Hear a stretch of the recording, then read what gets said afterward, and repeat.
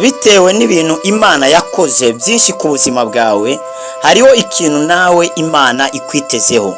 Bitewe nuko yaremye buri kimwe cyose cyiza, irangije irakiguha, arico nawe ikwitezeho. Imana yaremye umuntu mu ishusho yayo, Imana imuhereza buri kimwe cyose. Imana yari yaremye mu minsi 6, Imana imuha izo bintu ngaba ari wabiganza, aba ari we abirema.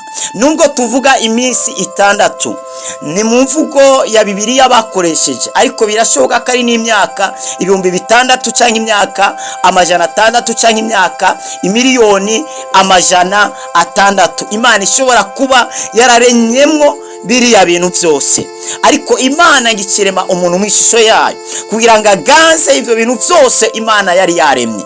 Ariko Imana ishyiraho ibiti bibiri, kiramubwira ngo byose wemererwa kubirya, ariko igiti kiri hagati mu itongo kimenyekanisha ikibi n'icyiza ntuzakiryeho, kuko umunsi wakiriyeho uzapfa nta kabuza. Hari abantu bazi ko icyo giti cyari hagati mu itongo ko bwari ubusambanyi, ko cyari igitsina cy'umugore, ko kiri hagati mu maguru. Hari abantu bazi ko ari ibyo, ariko abantu batahura uko babitahura nabi. Kwa Adamu na Eva ntabwo basambanye, icyaha bakoze ntibasambanye, oya, ntabwo basambanye. Imana yejeje kubarema, birivuga ngo yarabahezagiye ngo bavyare bagirene barondoke buzura isi. Ese bari kuvyara gute? Imana niyo yari pasteur, Imana niyo yabahezagiye muri kijagiye, niyo yabahezagiye ngo bavyare bagirene barondoke. Ariko icyaha bakoze nibumviye Imana, nicyo cyonyene bakoze, gutumvira Imana. Ngo gutumvira Imana barenze ijambo Imana yari yabahaye, nibizeye Kristo. Kubera Yesu niki? Yesu ni ijambo. Mu yandi magambo, icyaha bakoze nibizeye Kristo, nibizeye ijambo Imana yari yavuganye nabo. Kubera yababwiye ngo nimurye kuri kino giti, ku munsi mwakiriyeho muzapfa nta kabuza. Ariko bararengaho barakirya, bamaze kukirya bahita barapfa. Gupfa kwabo byasigura iki? Byasigura gutandukana n'Imana, cyo gutandukana n'umugambi Imana yari ifite kubw'ubuzima bwabo. Bamaze kujya ku camwa barapfuye mu buryo spirituel, baratandukanye n'Imana. No mu mubiri byararangiye, bapfuye, batakaje buri kimwe cyose. Mbere umuntu acari irukanywa ngo naze kurya ku giti cy'ubugingo. Turabona ko umuntu atigeze arya ku giti cy'ubugingo Imana yari yashizeho, kandi ntabwo yigeze imubuza ukiryaho, ariko kandi yahise arya kuco Imana yari yamubujije. Ariko bw'urukundo Imana yakuza bari mwisi, yarazanye Kristo, aho Yesu yavuga ngo ni jewe giti cy'ubugingo, ubundi ye ko wese azaronka ubugingo budashira.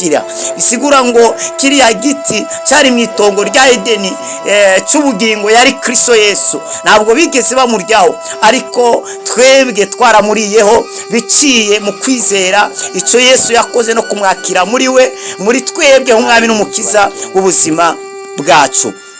Turabaramukije mwese bakunzi b'ikiganiro haracyariho ibyizigiro. Amahoro y'umwami Imana nakomeze kubana namwe. Turabashimira mwese mudukurikirana kuri no channel yaracyariho ibyizigiro TV. Imana iguhezagire cyane. Turagushimira umaze gukanda subscribe cyangwa sabone. Turagushimira wowe ushyiraho like kuri sino nyigisho, like bisigura ngo wazikunze. Turagushimira nawe wandika muri commentaire. Iyo umuntu yanditse muri commentaire abatugaragarije ko yakurikiranye kuva mu ntango kugeza ku musozo, ari kibazo wagizemo cyandike muri commentaire. Imana iguhezagire cyane. Niba ari irya mbere udukurikiranye kuri no channel yanyu yaracyariho ibyizigiro TV, kanda subscribe, kanda sabone kugira ngo uzaje ubana nacu mu biganiro bizakurikira. Turiko turiga ikigwa gifise teme ivuga ngo kubera iki uriho, kubera iki uriho, kubera iki ndiho. Turakwiriye kumenya impamvu turiho, turakwiye kumenya impamvu uriho. Urakwiye kumenya impamvu uriho, ndakwiye kumenya impamvu ndiho. Urakwiriye kumenya icyatumye Imana ikurema. Mbega ufite televiziyo mu nzu, hari impamvu yatumye uzana televiziyo mu nzu. Mbega ufite intebe mu nzu, hari impamvu wazanye intebe mu nzu. Kwari kugira ngo uronka aho wicara ushobora kuruhukira, kwari kugira ngo abashitsi bagutembereye baronka ahantu bicara. Hari impamvu yatumye ugura telefone, hari impamvu yatumye usohora amafaranga yawe ukagura biriya bintu kuba kiriya nzu ugakora biriya wakoze. Hari impamvu ushobora kwinjira mu nzu y'umuntu ugasanga ari ikintu kihari ukabona umengo nta kimazi gifise, ariko nyine kukizana arazi kimazi cyacu, arazi icyo yagishiriyeho. Rero ntushobora kumenya icyo washiriweho mu gihe utagize, mu gihe utakibwiwe n'Imana yakuremye. Imana rero yasizeho ijambo ryayo. Imana yasizeho Bibiliya kugira ngo Bibiliya itwigishe ubuzima dutegerezwa kubamo, kubera umuntu yaremwe mu ishusho y'Imana kandi umuntu yaremewe kuganza. Rero umuntu rero kugira ngo yimenye ategereza kwireba mu kirori. Ntushobora kwimenya utarireba mu kirori. Kirore cy'abana b'Imana ntabwo ari gamiriware dusanga mu masaro kwafire, mu masaro de bote, ntabwo ari iriya leboshate, ariko ikirore cy'abana b'Imana ni Bibiliya, ni ijambo ry'Imana. Ikintu uzasoma muri Bibiliya ntuzagiherereze kuri naka. Inkuru yose uzasoma muri Bibiliya ntabwo ari inkuru ya naka. Iriya nkuru nawe irakureba. Ntibaba bavuze naka, ahubwo baba bavuze wewe. Baba bavuze wewe.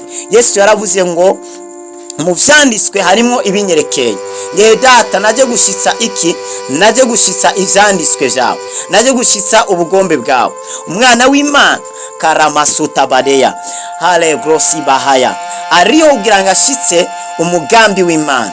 Birivuga ngo igituma umwana w'Imana hishuka kugira ngo asangangure ibikorwa by'umugwanizi.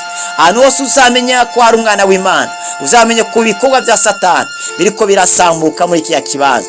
Umwana w'Imana yinjiye mu nzu irimo abadayimoni, irimo ibintu byubaswe na Satani. Burya bijya bintu biriko birasambuka, nubwo ataravuga, atarasenga, biriko birasambuka hajya ahantu. Bigeze kumamagara ahantu gusengera umuntu. Abasenzi bari basenze barushe bagizene n'ibiseru byarekeye, ariko barampamagara ati nyabuna hariho pasiteri atuye hafi, reka tumutabaze turebe ko hari adufasha. Uwo muntu yatewe n'idayimoni, yarakuga kujya kwimbwa nyamukobwa. Basengeraga amazi bakayamusukaho, yo bazanye asengeye nawe akayabaka akayabasukaho, ibikomba akamenagura, abandi arabakwabagura ibyara. Abasore b'imbaraga baramufata. Ncinjira gusa mu muryango atangira gukoma induru, atangira kuvuga ngo turahiye. Sindasenga, bariko barakoma induru, turiko turaganira gusa, sinashotse ndamusengera. Nahise maza kubaganiriza, ariko uko nabaganiriza niko ariya yakomeza akoma induru avuga ngo turahiye. Nagiye guheza kuganira nabo, nasenze umunota umwe wonyene gusa, ya dayimoni ibiragiye. Aho umwana w'Imana ageze, ubwami bwa Satani uba buriko burasambuka muri kijya kibanza. Rero hari impamvu Imana yakuremye, hari impamvu Imana yagushizeho. Haleluya. Abazungu imwe na rimwe n'abana beza, iyo bakoze mikrofone, iyo ugiye kureba cyangwa muri mixer cyangwa telefone ukareba mu ikarato, usanga harimo agakaye gatoya, ariko kari agakaye baba bakanditsemo ingene icyo gikoresho baguhaye ingene gikora. Buri uzi gusoma ukagura microphone cyangwa telefone, wamenya ingene ikora, cyangwa mixer wamenya ingene ikora biciye mu gatabo baba bakurungikiye.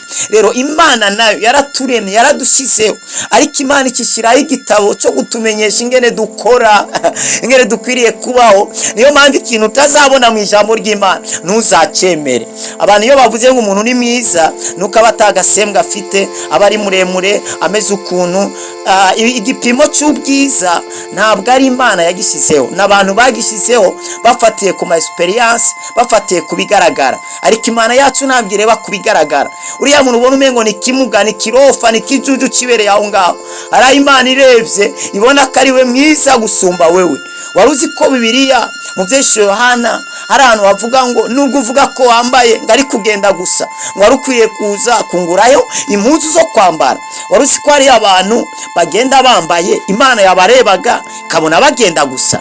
Hajya waruzi ko abantu twebwe tubabona ari abantu beza, Imana yo yabareba ikabona ari babi, kubera ko Imana nireba nk'abantu. Igihe Samweli yashima Eliyabu, akongera agashima na Shama kugira ngo abasuke amavuta baba bami, Imana yamubwiye ngo no, ntabwo arabona gutumyeho. Ndetse Samweli abandanya asuka ku bandi bose, biranka byanse. Aravuga ati Imana yoba yambeshe kundungikana. Arabaza Isayi, bega nta kandi kana wowe ufite vrema, wowe wirengagije basi kavuga ati kumbure kubera gatari hafi nawo kwigwa aragorana. Umuhanuzi ngakarindire, kumbura afise izindi rendezvous, kumbura afise handi Imana yamutumye. kariya ni kabe karaguma hariya, n'ubundi kariya ni kocamwo, n'ubundi kariya nta bwami ko shobora kuyobora, nta n'amashure kize.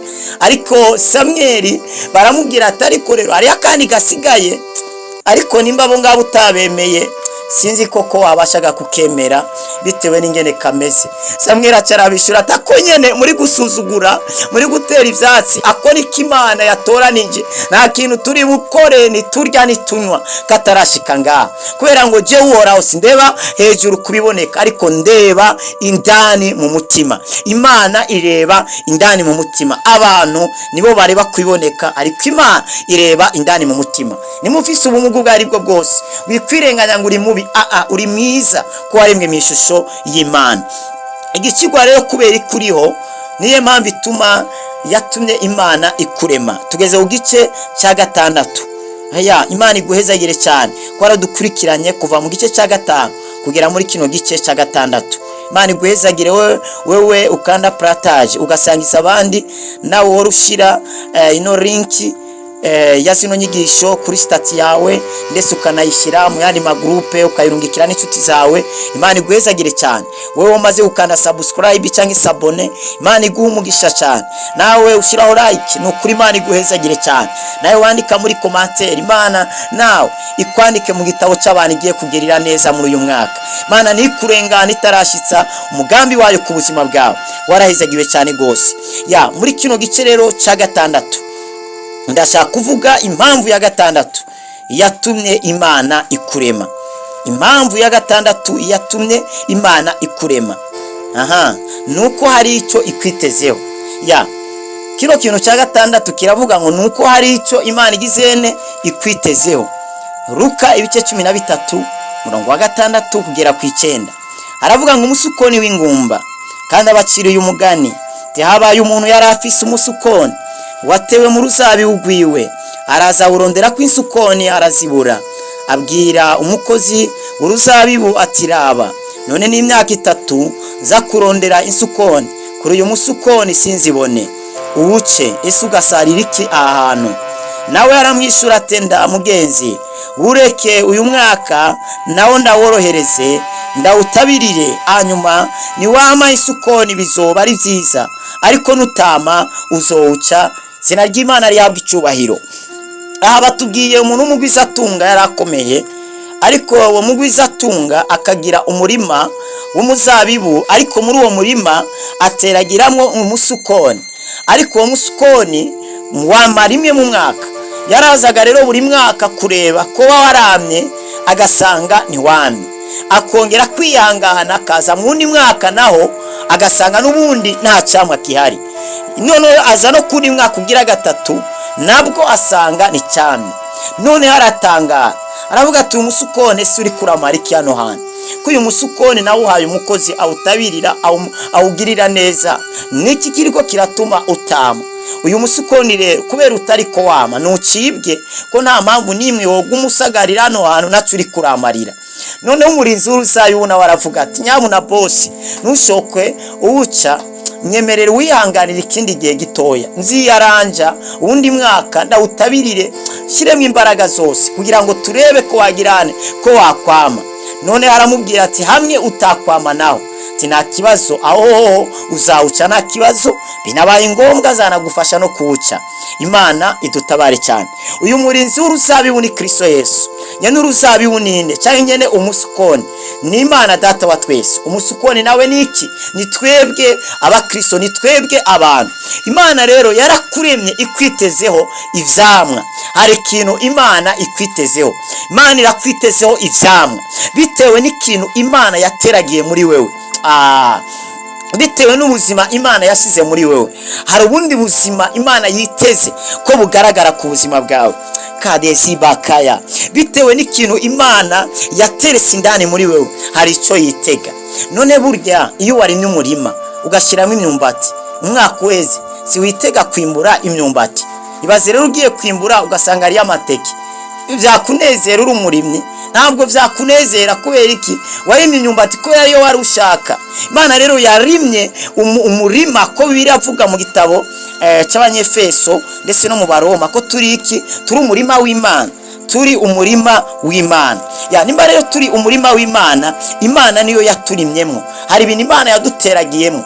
Imana iriteze kubona ivyimburwa, ivyamwa hejuru vy'amagara meza, vyitunga, vy'iterambere, vyo kwihangana, vy'amahoro, vy'ubugwaneza, vy'umunezero. Imana hari ibintu yiteze ko ubaho aregibaya, hari ubuzima Imana yiteze kugaragaza, hari ubuzima Imana yiteze kubamo.